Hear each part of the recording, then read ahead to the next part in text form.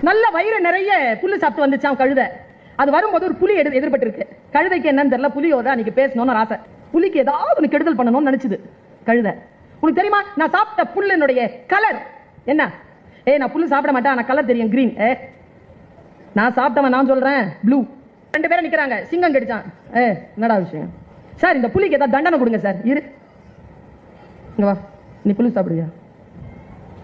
அவன் சாப்பிட்றவன் சொல்றான்ல ப்ளூன்னு. சார் உங்களுக்கு தெரியாதா சார் அது கிரீன்?